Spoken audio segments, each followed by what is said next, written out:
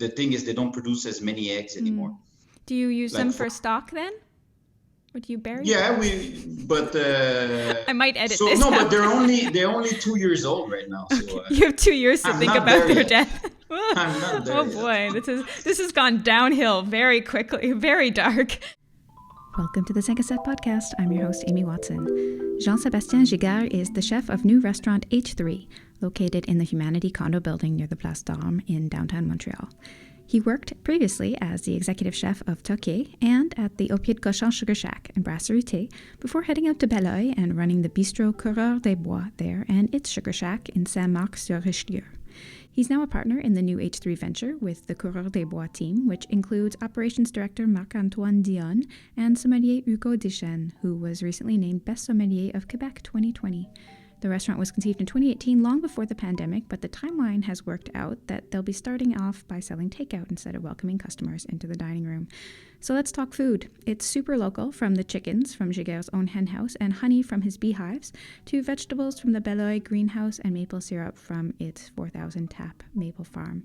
You know, it's probably not the chickens. It's probably the eggs. We're gonna figure all that out, and we're gonna talk about local food. We're gonna talk about humanity being in harmony with the world's three kingdoms: animal, plant, and mineral. That's what the name H3 refers to. And we're gonna talk about duck heart with baby leek and shiso leaf, and why fine dining in a pandemic is a risky venture that I believe Jean-Sebastien is really hoping for. Oh, and we're going to talk teriyaki ribs with sesame powder, which is a Coureur des Bois specialty, and maybe some early 2000s food trends based on that. So here's Jean-Sebastien. What are you drinking today? I'm drinking gin tonic from Gin Menot. It's a local gin from Charlevoix. Menot? How do you spell that? Menaud. Menot. I don't know that one. What kind of gin is it? Well, it's a real gin from Quebec. It's made from scratch in Quebec, so they make their own alcohol from the seeds and everything. I think there's only 2 in Quebec that do that. Is it more on the floral side? Yeah. What are the botanicals? Yeah, wild floral side. Yeah. Okay, perfect. Well, I have a not so great bottle of cava that I'm not even going to really mention. And then I figured I'd just top it up with Campari, since you had like a simple kind of gin and tonic type thing. I didn't want to have a bad glass of cava with you. That would be horrible, right? So now it'll be slightly better. Hold on. I'll pour just a tiny bit. Not sponsored by Campari, but I ran out of Koki, so this was the runner-up. Don't tell Campari that. Okay. So cheers. Thanks for being here today. Cheers. Santé.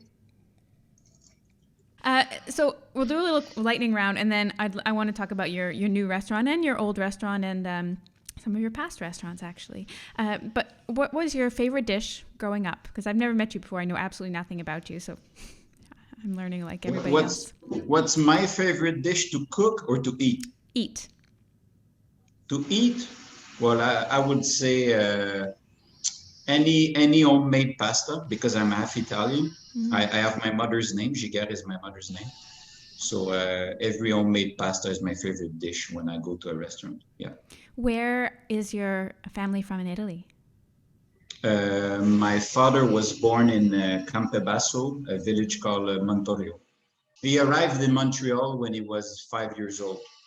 And me, I was born in Montreal as well. Yeah. So I'm the first generation in Montreal. Do you have a favorite vegetable? Favorite vegetable, I would say... favorite vegetable, that's a good question. I would say asparagus. Yeah? Asparagus. Yeah. I love asparagus. Any particular way? The white asparagus with maple syrup. Oh, yeah. Nice. That's lovely. What's the most overrated dish on an upscale restaurant menu? Most overrated dish. Yeah, you have a very good question. You're prepared. I'm not. That's good. I would say foie gras, I believe. Yeah. You think it's overrated? Yeah. Okay, we'll come back to that. I'll note that down.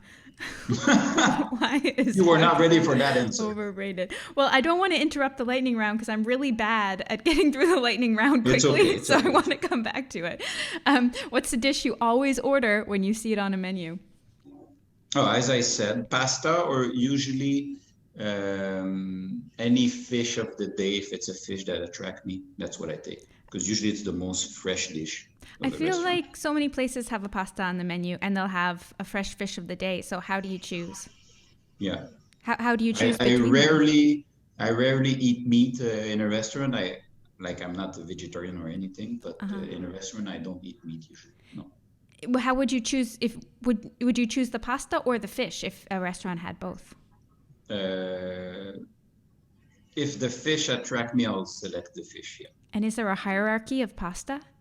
Like, If what? is there a hierarchy of pasta? As in, is there a best pasta and a worst pasta? No, no, no, no, no. I All like all of pasta. them. Yeah, yeah. Okay. Depends on the garnish or the sauce, but Right. But you don't discriminate no, against no, no, all no, things pasta. no. What's your ultimate comfort food? Is that pasta? Uh, Probably or ultimate comfort food. Hmm. I like. It's kind of weird, but I like fried chicken. Oof, who Yeah. doesn't? I mean, there's a reason why it's so popular right now. Where do you get or do you make your fried chicken? And are they your chickens? Yeah, no, but everyone loves chicken. Usually, if I can get chicken like from the Voltigeur, they have good chicken. Yeah. Do you have a restaurant that you buy it from or you always make your own? No, I make my own. Yeah. What's the secret to your breading? Do you do buttermilk brine? Buttermilk and panko breading. Yeah. Nice. Fair enough. And you don't cook your own chickens. If I grow my own Oh, chicken, you have a hen house, right? yes, but it's for the eggs. I don't kill them. Yeah. Don't kill my chicken. I was gonna say it's like, are you eating? You need a lot of chickens if you're actually going to do that. But I mean, they get old at some point. What do you do? Around 4 or 5 years old. Yeah, at one point you. The thing is, they don't produce as many eggs anymore. Do you use Like them for for stock then? Or do you bury them? yeah, but I might edit so this no, but out. they're only 2 years old right now. So You have 2 years to I'm think not about there their yet. death. I'm not there Oh yet. boy, this has gone downhill very quickly, very dark.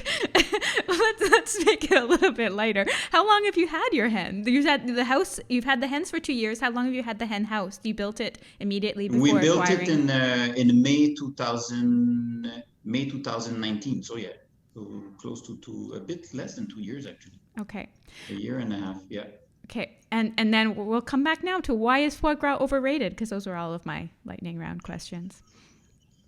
Well, I think it's I have very good foie gras like artisan, the one who makes for me. It's the uncle of a guy I know.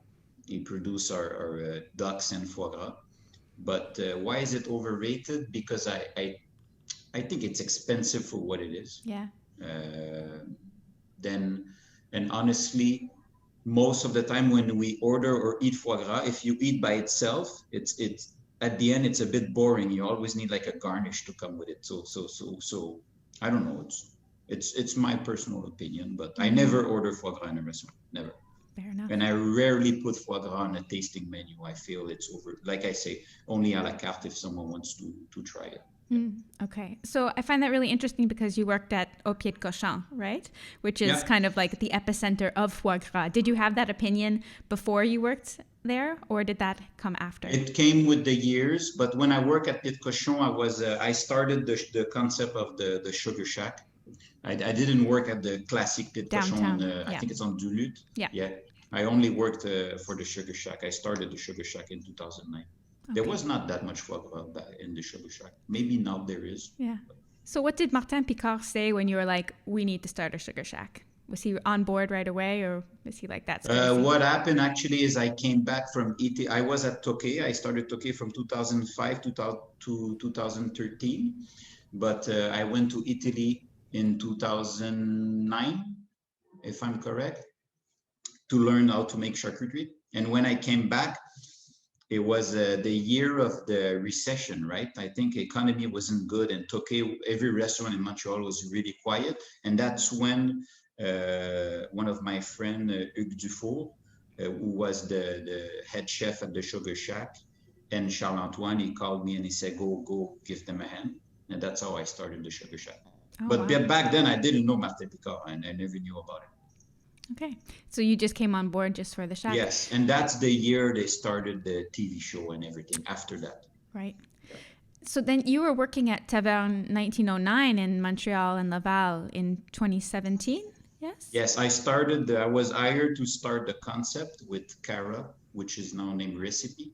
So I started in July until October 2018. So why did you leave for Beloeil and the Coureur des Bois after that?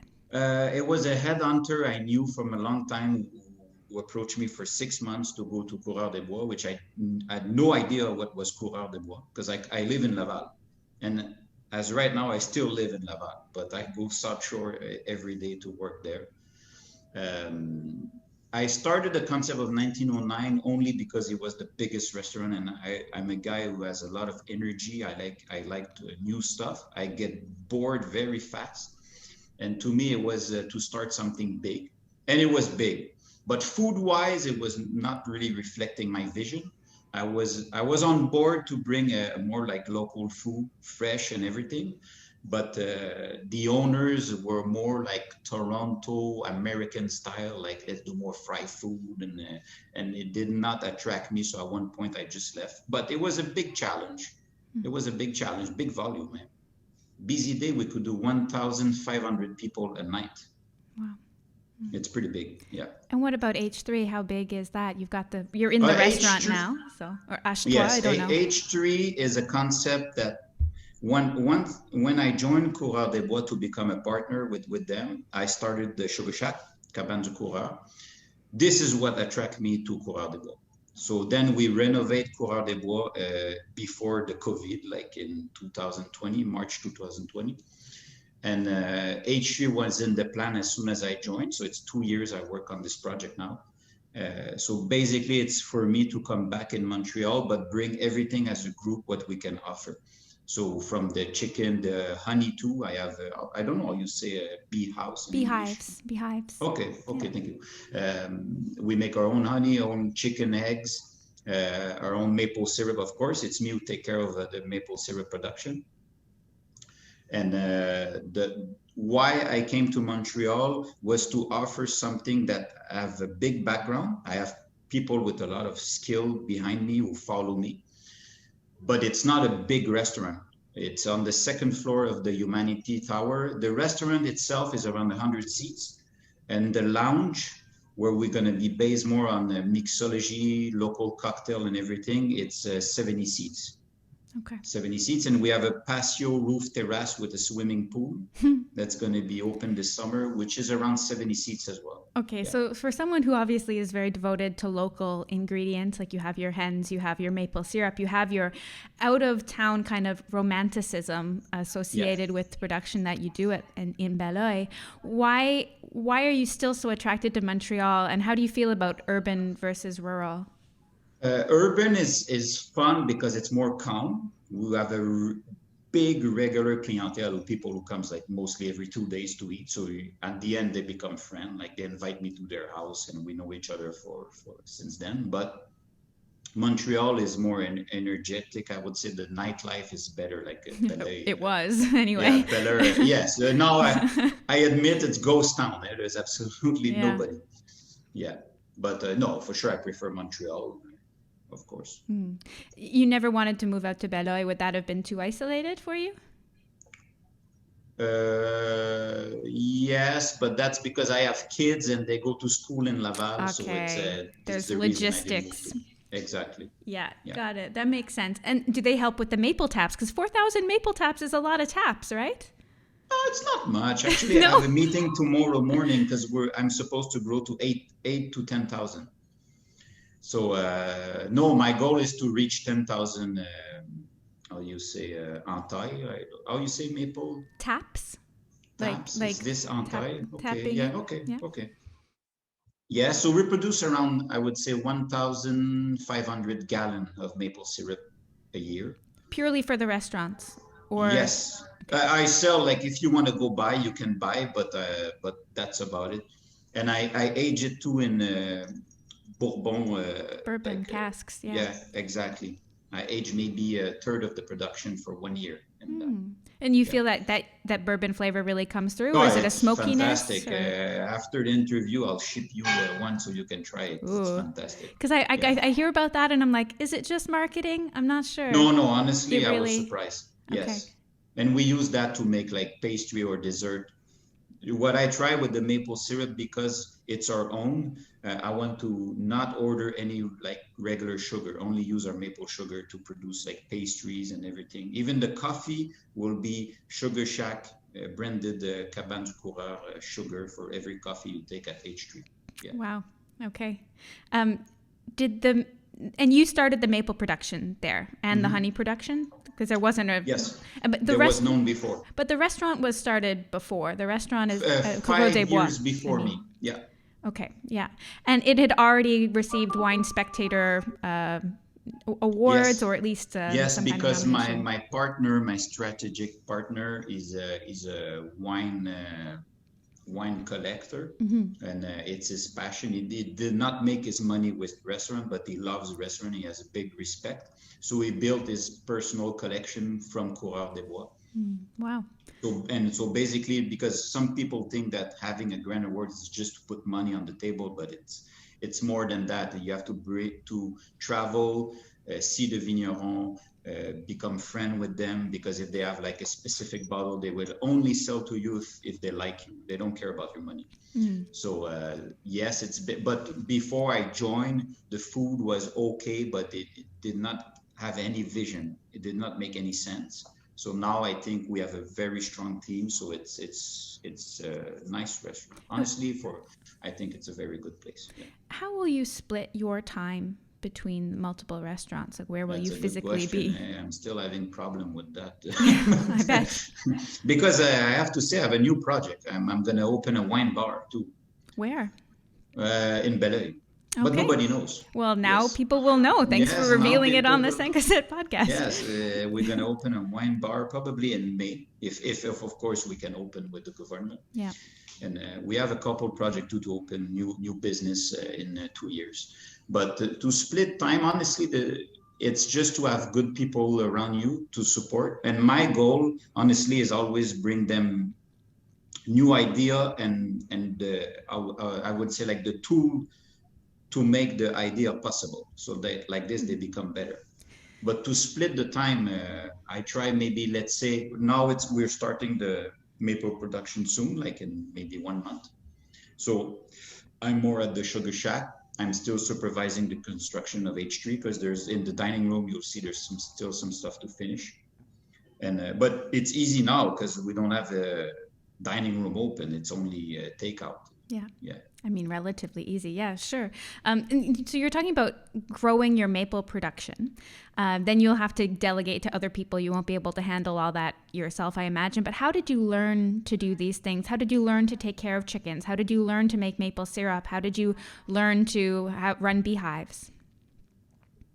Oh, I just say I want to do it, and I read and I learn. There's no secret. Honestly, it's not complicated. It's just take time to listen to people who know more about that. And you have those resources. So who did you reach out to? Well, my acériculteur is François. He's a guy who lives in Saint-Marc-sur-Richelieu, who's born there, and he had a little maple production he did. So he found out about us. I meet him on a terrace, and I say, you know what, I like you, and you come with me, and let's do it. And it started like that. The guy is like 60 years old, and he's a machine. He works 18 hours a day. Yeah. That's amazing. And same with the bees. You had someone that you partnered with? The bees, yes, I have a guy we study in that, and he takes care of my chicken, my bees. And we have also a project where we supervise a greenhouse in Beloeil. So a regular customer of us is his company. He makes engine for helicopter, but the rooftop he gives to us.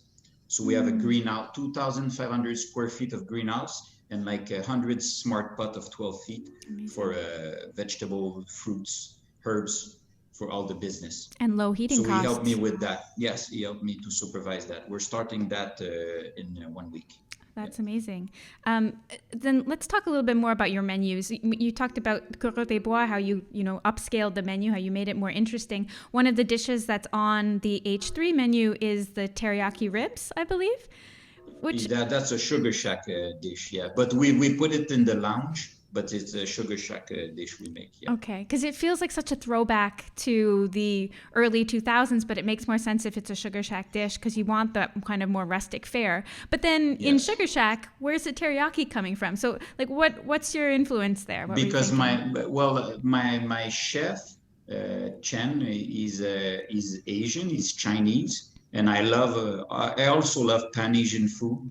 I think it's a very nice flavors, very accurate on the taste. So we mix in between Italian or Pan-Asian food, but always very local. So that's why, but people, they enjoy it. Yeah. Oh, it's tasty. But that's where it comes from. Sure. Is that with your maple syrup? Do you make the teriyaki with the maple? Yeah, of course. Good. Actually, I had a question before we move on from agriculture. I was curious about your bees because I would love to have a beehive, and I've talked to a couple different companies that manage urban beehives, and I know there's some controversy over how much honey they leave for the bees because they need the honey to eat. Like that's what they produce it for. But so many replace it with sugar water. So what's your philosophy about what we do is once the season start, we feed them with sugar water just so they have a boost rush of sugar. But like right now for the winter, they have the bee house are full of honey. We don't touch that. It's their honey. And then they heat all the winter. And during the spring and summer, they go out and now they start to produce more honey. So I take my honey, let's say around September. That's where I take the honey for the year, and that's it. I don't touch anymore. Then I let them do. But I would say it's more complicated than it seems. Like 2 times there's only one queen for all the bees, and in one house there's around 20,000 bees, and 2 times the queen left for no reason. So then the production stopped. You have to take a new queen, so she restart to make the honey and everything.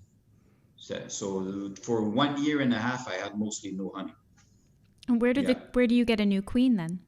It's a friend of mine who gets it local. He's called Joe Grodard. He's a local guy. Joe Grodard. Yeah. Okay, because that's another controversy about where queens are coming from. Yes, are they local queens? You have to be are they very imported careful. Queens? Very careful. Yeah, we don't import. We take local. Okay. Yeah. Good to know. Let's talk a little bit more about the menu. The veal looked amazing in some of the press photos that I saw. Can you explain that dish to me? Yes, but for one thing is important to know at H3 and every business we do, menu will change very often. Okay. They won't be like, but we'll see what works the best. But it's basically a veal. It's just a veal loin. Is it a veal loin with which dish is that? I don't remember. With squash and jus au sapin for juice. Courge et sapin. Yeah, I think it's a fur sauce we make, and I think it's just a veal loin, probably cooked sous vide and then just seared. I don't think there's anything specific about it. And then 2 questions about Asian ingredients. Your koji, where do you get your koji from? Our koji, if I'm correct, it's my Asian chef who makes it. Yeah. Ah, he makes his own koji. Yeah. So then he would get the mold to inoculate the rice from somewhere, I guess? Or does he so he doesn't buy the koji, he buys the mold and inoculates his own rice? And yes, exactly. Okay, very cool. He makes a lot of stuff at home, and that's why I like he can teach me a lot of stuff. Yeah, because the humidity, the temperature, it's so particular for koji. I did it once, and I'm glad I had someone smarter than me to help. It's really important. Your shiso, do you grow your own shiso? We want to grow it on the greenhouse. It's really easy to take over, but yes. I didn't know if you had it already. I guess my question really is, how committed to local are you, and what are you importing? I try to be the most, but even I want to reach to be, how do you say, like autosuffisant, like you self-sufficient. Yes, but of course the problem is not just the the fact that it's in Quebec or Montreal or whatever. It's more the fact that we have restaurants who do big volume. I'm not like a 30 seats and I make a maximum 40 customers a night. Then yes, probably you can do it. But at the end of the day, a place like H3, if you calculate, I do breakfast. I'm open 21 service a week. Breakfast, lunch, dinner, brunch. And in one busy day, I expect to make 600 customers. So I cannot, I would have a full team just doing that for me. Yeah. But I try the most I can do. And traceability, like to know where stuff come from. And let's say if you have a piece of beef, what did the beef eat in his life? To me, that's important. Did that, I don't want to impose this on you, but did that mentality come from your work at Touquet, or was there a particular restaurant? Yes, it was something really important for Normand Laprise. It's one of the most important things for him, I believe. Yes, and it's definitely. true that in Quebec, it's the traceability. Honestly, it's shit. Like it's not like in France or stuff like that you actually know what you eat. Here you have no idea. Do you think it's gotten better in recent years? Because there's so much pride with Quebec, eat local, but we still don't even know what we're eating. It's bullshit, honestly. It's a marketing tool what they do. Yeah. Yeah. How do they get away with that still when people are demanding local? Because they're not ready to pay for local, or like having a traceability. It's time consuming, you know. How do we do that? What do they need? What are the steps? Well, basically just from scratch, like if you have a piece of, even as it would say Bœuf Québec, but you don't know how long did it grow, what did it eat and everything. It's just a Bœuf Québec. Okay, but where it come from, you know? All this specific stuff, it's but not just beef. I say beef, but it can be anything. So we need, tracking from the farm to the slaughterhouse to the warehouses to the store shelves. Yes, and especially more now because of the COVID. How many producers are closed and they don't operate anymore? It's been very bad this year. Yeah. But 2020, I mean. Have you had problems and stories from some of the producers you've worked with at some of them, yes. Like let's say the duck producers, I still buy from him 60 duck a month, or a whole duck, because even if my dining room are closed, so I put, let's say in the takeout, I find idea make charcuterie, just because I want him to stay alive, you know. And otherwise, you don't think he would make it? No, but it's a sideline job for him. Okay. But I believe he has the best duck, so I want to continue with it. Yeah. Okay. I talked to the owners of Larry's a couple years ago about rabbits. And I always come back to this because they were never happy with local rabbits. And you still see those in markets a lot now, and they're kind of growing in popularity in the Atwater market where I go. I'm wondering how you feel about rabbit farms in Quebec. Is there traceability there, and what are the standards like, especially as someone who owns hens and raises animals? I knew one, but actually, it's a good question. I don't often put rabbit on my menu. I find it's not really popular.